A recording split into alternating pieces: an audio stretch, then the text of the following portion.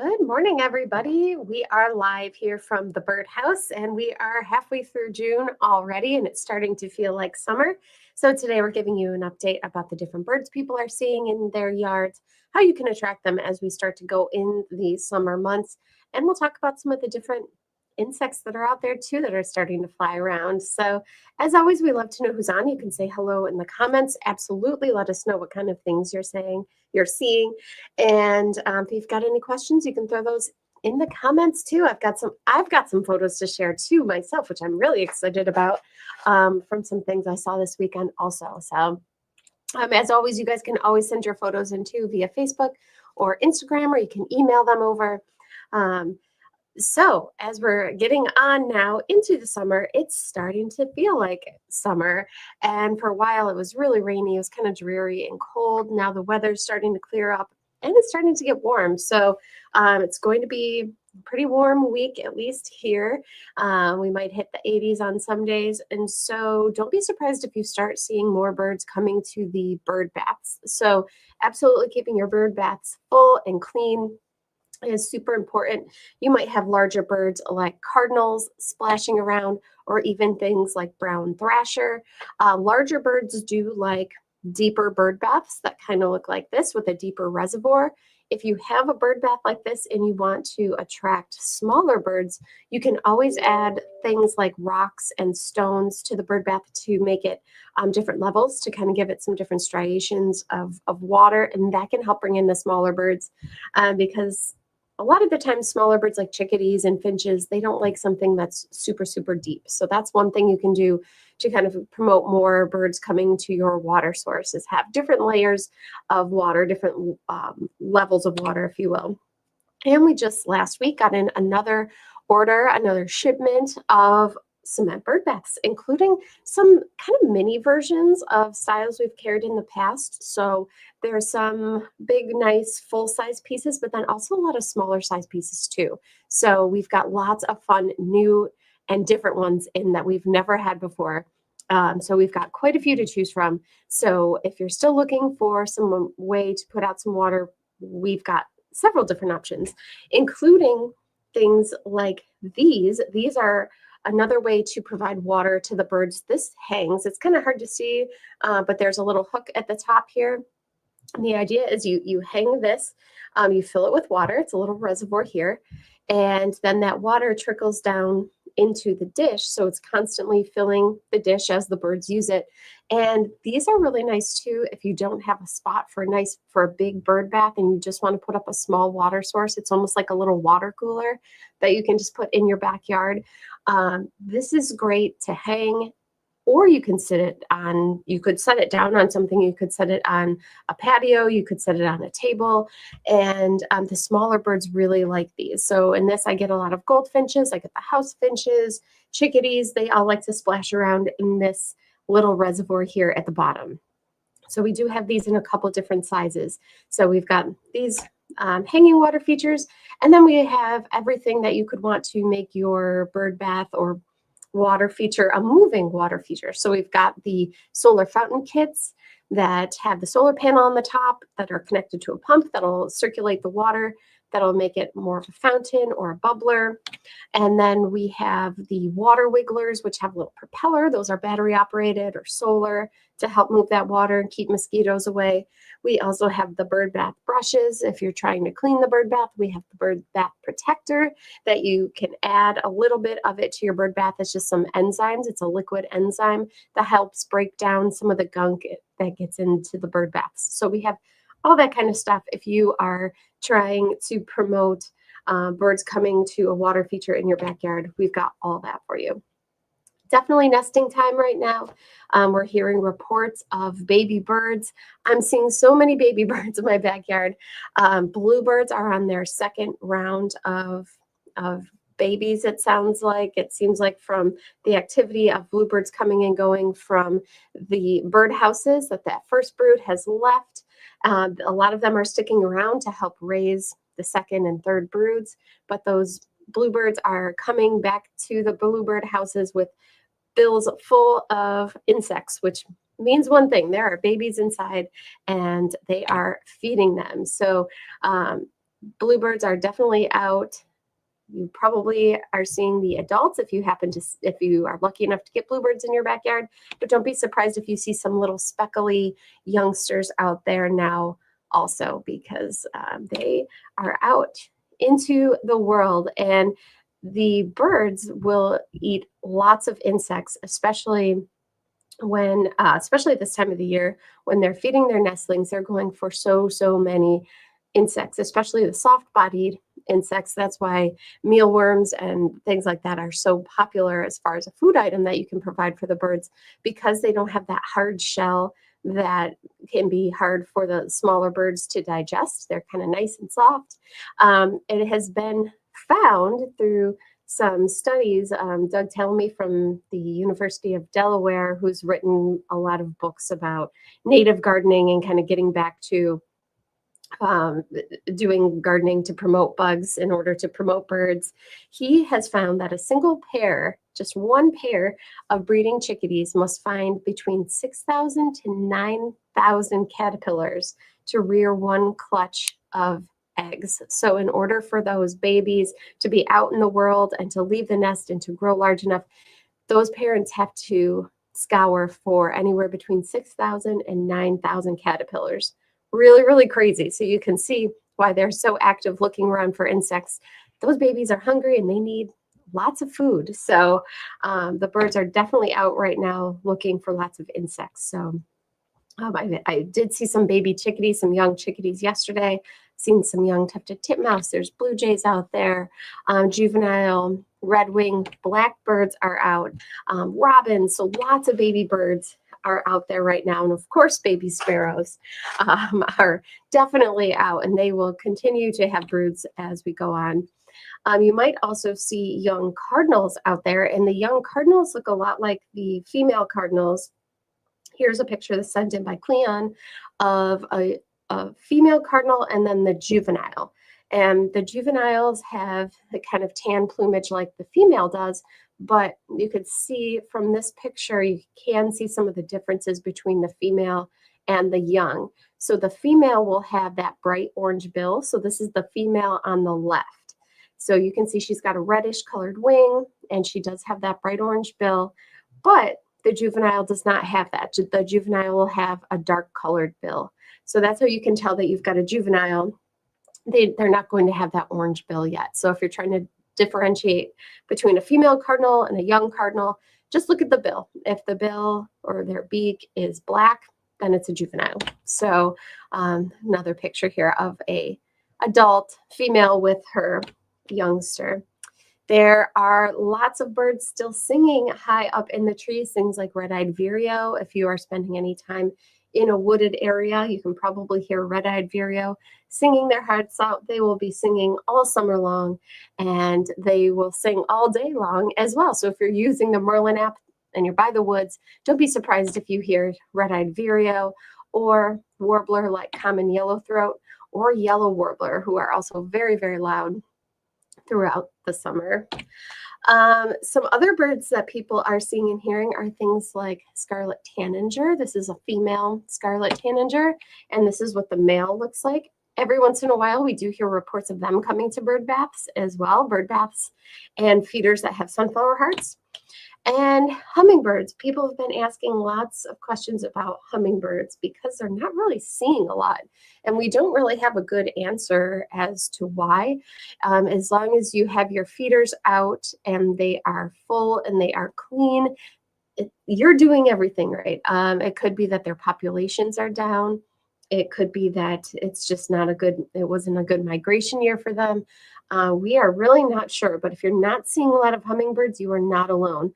I've seen a couple, but not in my backyard. I've seen them while out hiking, kind of zip by, but I myself am not having very good luck with the hummingbirds either. But that being said, a lot of the plants I have planted for them are just starting to come into bloom, so I'm hoping that changes once the flowers are out there a little bit more. But they're definitely back in the area, so they are around. Just lots of people aren't having the success with them that they have had in the past. And it's the complete opposite with orioles. People are really reporting a whole bunch of orioles, and they are starting to come back to feeders with their babies too. We've been just starting to get the first reports of that. So if you took your feeders down for a little bit, if you were discouraged that you weren't seeing any orioles for a little bit, you can absolutely put them back up because you might start to see them again.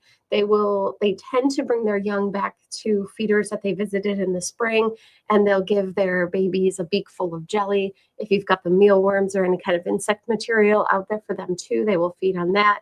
So couldn't hurt to put your oriole feeders back out, even if you put them away for a little bit. You might be surprised about the oriole activity that you get. Things like indigo bunting, people are reporting singing, sometimes coming to feeders. And then house wrens. I've been noticing a lot of house wren activity and a lot of chatty house wrens singing and singing and singing. I think I've got a house wren that is trying to get a mate at one of my birdhouses, and he's been singing all day long. But house wren babies should be out soon as well. So don't be surprised if you start to see some little baby house wrens out there, or Carolina wrens for that matter as well. And if you spend any time out by grasslands, or if you're driving through some farmland, keep an eye out for some grassland birds, some migratory grassland birds that are back to the area for the summer. Things like bobolink. Here's some photos sent in by Mark of some bobolink. Really, really cool type of blackbird. And they will nest in the tall grasslands. And savanna sparrow is another type of bird you can find by these grasslands. And if you're lucky, you might even stumble across an eastern meadowlark, gorgeous bird, also in the blackbird family, that likes the grasslands, the tall grasses. So really cool photo sent in there by Mark. And there's also lots of butterflies that are coming out. There's lots of insects out there.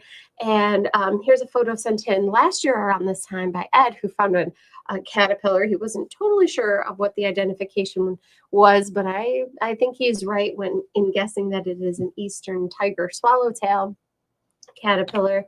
You tend not to see the caterpillars of the eastern tiger swallowtail too much, because they tend to be high up in trees. They'll lay their eggs in large trees. So usually the caterpillars are high up. We don't really see them, but you'll probably come across, if you spend any time outdoors, the adults, the nice big tiger swallowtails that are bright yellow, and they have these black stripes. So they are starting to come out. I saw my first one this weekend, and other people are reporting them too. Don't be surprised if you get them in your garden. If you've got pollinator plants, they will absolutely drink from those. And if you see them high, kind of floating high above the trees, they're probably laying their eggs. So eastern tiger swallowtail are definitely out. Be on the lookout for this little butterfly called the spring azure. There's also a summer azure that looks very similar. When their wings are upright, they're white in color, so you can sometimes walk right past them and not see them. But when they open up their wings, they are bright blue and just really, really gorgeous. Very, very little butterfly, about an inch long, and they are out too. And you might see them doing the puddling behavior, which I'll show you in just a moment here too. I tend to see these azures if there's any kind of a muddy spot or around the ashes of a campfire. That's where I tend to see these azures, the spring azure and summer azure. I haven't heard any reports of monarch butterflies yet, but they should be on their way, and we should start to hear reports of them soon. So if you see any, absolutely let us know.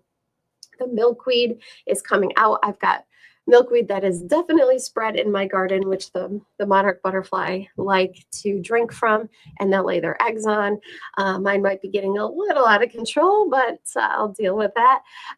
But it's the plant is growing. It's not in bloom yet. Usually when the milkweeds are in bloom is when we start to see the monarch butterflies. So should be soon when we get our first reports of them.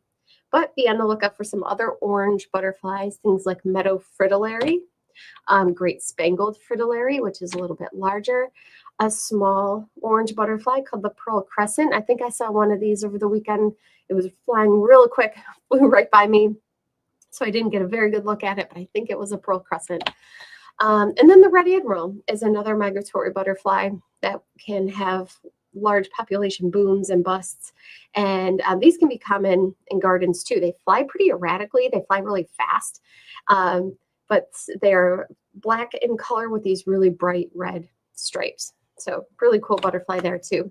And the most common one that you're likely to see in your backyard or anywhere outdoors is going to be the cabbage white butterfly. It is a butterfly.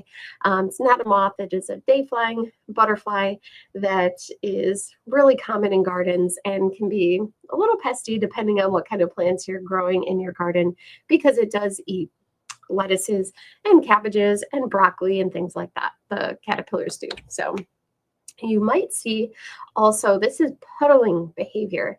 If you are anywhere where there's some mud, keep an eye out for this, especially if it's wet and muddy. Butterflies will kind of congregate in these spots, and they will siphon out the nutrients from the mud in order to get some salts and some minerals.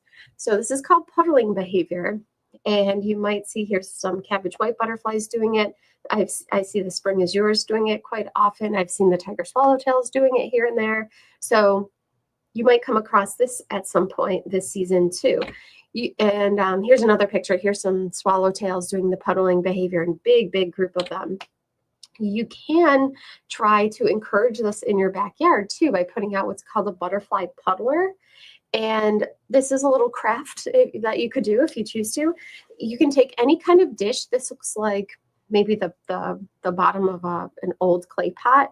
You can take something like that. You can take an old bird bath. We have plastic bird bath dishes that aren't very expensive that you can make into one of these. You want to fill them with mud and sand and small rocks, and then you want to keep it fairly wet. And you want to have some dry spots where the butterflies can land. But the idea with these are that the butterflies will land on the side of this, or in this case, there's a big rock in the center. They'll land on that rock in the center, and then they will siphon off the nutrients from the sand and the rocks that are wet in the butterfly puddler. So this is one way you can encourage butterflies in your backyard. We do have butterfly feeders that you put nectar in. They will attract butterflies here and there, but they also attract a lot of other insects like bees and wasps. And then there's butterfly houses, but the butterflies don't nest in those houses like birds will nest in houses. The butterfly houses are more for a place for the butterflies to hibernate. If they do hibernate as an adult in the area, that's when they will use those butterfly houses. So if you want to attract more butterflies to your backyard, gardening for them is a really great way to do that. And we will have a butterfly gardening class coming up actually at Whitehaven Park on this Saturday, I believe, actually. So we're doing a butterfly gardening class coming up this weekend. And then you can also not only give them the plants that they need, but something like this butterfly puddler can really encourage them to your garden as well.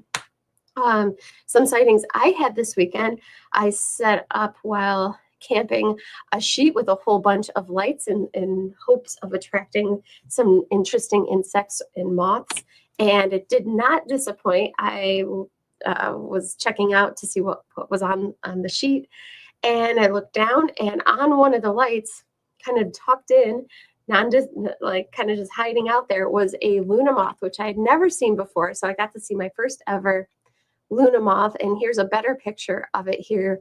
Really gorgeous. This is one of the giant silk moths. These moths don't live for very long. They usually only live for a few days. When they hatch out of their cocoon, they don't even have any mouth parts to feed, so they just really mate and then they die. And so there is a short window when you're able to see these. And so I was really lucky. I feel really lucky to be able to see this incredible giant silk moth, and this is the Luna moth. And then after that, all of a sudden, a huge thing started flying around, and it was one of these. This is a polyphemus moth, another type of giant silk moth. So they'll be around for a couple weeks. I know I saw some of the polyphemus last year around July 4th weekend as well. So they'll be around and out and flying around for a couple weeks, but they don't live very long. So now is a good time to go out looking for them if you are trying to find some of these large giant silk moths. There are other species out there as well. And if you see any, absolutely let us know and send in your pictures because they're really cool. We'd love to see them. It's also firefly time. I saw my first fireflies flying around this weekend. And so as it gets warmer, we should start to see more.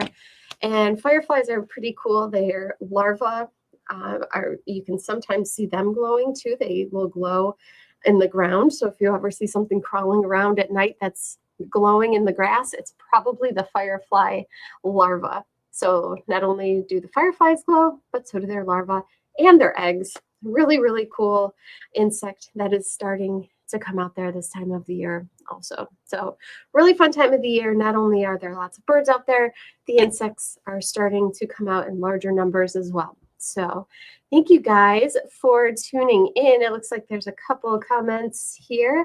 Lynn is on and says, good morning. The sparrows are gobbling up the mealworms before the orioles can get to them. Probably should take them down for a day or two. Thanks. Yeah, that can help. I mean, we don't have a good way to provide mealworms in order to keep the sparrows out. We have some mealworm feeders that have cages around them, which can help to keep out the starlings and the blackbirds and some larger birds like that. But unfortunately, anything that the orioles can fit into, the sparrows can fit into. So yeah, we don't have a really good way of keeping the sparrows out of the mealworm feeder. And I've been having that same issue. So I took mine down for a bit. I started filling my cups with all jelly again, and then I'll fill it with some more mealworms later on in the week. But I'm having that same issue. They're eating lots. Sharon is on and says, good morning from Macedon, sunny weather. Miss our pileated woodpeckers, could they be nesting? Very good question. Yeah, if they are all of a sudden kind of gone and you were having them regularly, would not be surprising if they are tending to their nestlings in their cavities, wherever that might be. If you are by any woods, I would keep an eye out and listen for the babies. They tend to stick their heads out of the hollow trees, trying to get the attention of the adults, and they'll squeak and screech. So it wouldn't surprise me if they are tending to the young. If the eggs haven't hatched yet, they could be sitting on the eggs. And then once those eggs hatch, they will be feeding them, just like the other birds, lots of insects. So wouldn't surprise me if that's what's going on. And hopefully they'll be back, and hopefully they'll bring their babies back to the feeder, and you can see the whole family. So that's everything we have for you guys today. We'll be back on Saturday with another broadcast. And until then, have a wonderful week, and we'll talk to you soon. Bye-bye.